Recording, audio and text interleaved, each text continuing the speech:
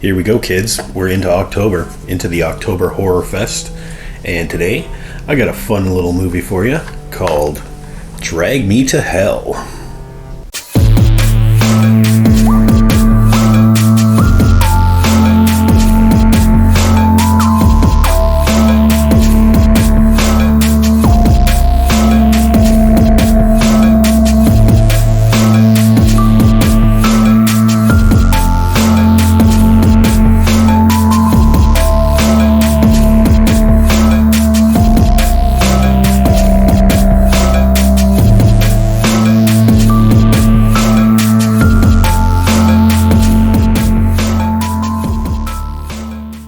How can you go wrong with a title like this? Drag Me to Hell is a movie from 2009, brought to you by one of my favorite horror movie directors, Sam Raimi. Also known, of course, for his Spider-Man movies. I think this came out in just a couple of years after Spider-Man 3. And I think I like it a little better than Spider-Man 3. But we're not talking about Spider-Man, we're talking about horror. Now, Sam Raimi knows horror. Of course, brought you one of the freakiest, scariest movies ever made, The Evil Dead and The Evil Dead 2. Two of my favorite movies of all time, actually. Yeah, Drag Me to Hell. It's an amusing little tale about a woman inflicted with a curse. She is a successful assistant branch manager at a bank, and she's forced to make a tough decision to evict this poor old lady from her house. She's got to make the final decision because, well, she wants to prove to her boss that, yeah, she can make those tough decisions. Now, this old lady, I think she may be like a gypsy or a Middle European, anyway. Anyway, this old lady puts a curse on her for evicting her from her home.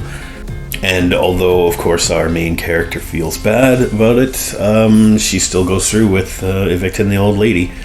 So yeah, she gets a curse placed on her, and she is stalked by a demon. Or more properly, a lamia, which I don't know really the history about that. I mean, watch the movie, they'll explain all this stuff, or explain it well enough to make a cool, fun horror movie. There's a really good scene where the old lady actually attacks her physically in a parking garage, and she just happens to be driving Sam Raimi's car, and you see the car in the parking lot, and it's like, uh-oh, you see that car and something's going down here. Anyway, she assaults her in her own vehicle. It's a really good fight scene. If you ever want to see a young woman beating up an old gypsy woman very violently, slamming her head in the door and pushing her head on the dashboard, and all kinds of crazy violence. That's all going on here. It's insane. And the old lady eventually, I guess, is killed, and the rest of the movie is her trying to get rid of this curse that's been placed on her. And she's stalked by this demon, and at one point she actually has to sacrifice her little cat to try and get rid of this demon. Kind of like a traditional horror movie, but it's just got so many elements, so many Sam Raimi kind of elements in there. The interesting camera work, the kinetic energy of a lot of the scenes, good amount of gore. Yeah. There's a lot of vomit in this movie as well, which is done for comedic effect, and the gore, actually, most of it is for comedic effect, and I find that it's really effective that way, and it's freaky. It's a freaky movie to watch. It's late 2000s, 2009, so it's going to be full of a bunch of those cliched jump scares and things that everybody expected from a movie around that time, horror movies anyway. What else do I say about it? Well, your main actors in here are Alison Lohman as the woman being stalked, being cursed. Also, Justin Long plays her boyfriend, who really doesn't believe her at all, and is kind of weirded out by the way she's been behaving and all this stuff that's happening to her. Doesn't really believe in it until it's almost too late at the very end. Yeah, it gets kind of crazy. She goes to see a psychic, and the psychic tells her all about it's like a lamia, this spirit, evil spirit that's stalking her, that has been summoned by the old lady to go after her. and the psychic helps her try and get rid of the Lamia. Yeah, so like I said, she has to actually eventually sacrifice her cats, and that didn't work.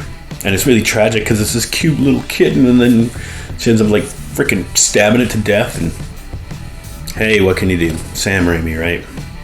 Then there's like this ritual near the end where they have to bring a live goat, and they're gonna try and sacrifice a goat, like get the spirit to enter the body of the goat and then sacrifice the goat.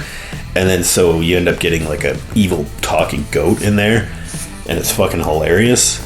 She eventually thinks she's lifted the curse at the very end, but there's a little twist there. Little things that I wasn't expecting. Didn't play out like I thought it was going to. It was, I don't know, visually shocking, story-wise wacky, and in some points hilarious. But it's all meant to be that way. It's not one of those movies that's like laughably bad or anything. It's laughably good, even though it's like about this like crazy, dark, evil thing that's going on, but it's played for laughs, and I loved it. I really enjoyed this. I was surprised at how much I enjoyed this movie. I don't have much to say about it, but I'm gonna have to say that this entertained the shit out of me. So I'm giving Drag Me to Hell a B+. I do recommend watching this one in the Halloween horror movie season. I think it's a good entry. I think it's a quality movie. If you're into Sam Raimi at all, you gotta see this. If you're into horror movies at all, I think it's one of the better ones that came out in that late 2000s period. Yeah, Drag Me to Hell. B+. Now I got more horror movie reviews coming up for you in the October Horror-thon this year. Next one could be good, could be bad, could be the worst thing we've ever seen, or could be the best thing we've ever seen. You'll just have to tune in and find out. So until next time, happy Halloween, and have a good one, everybody.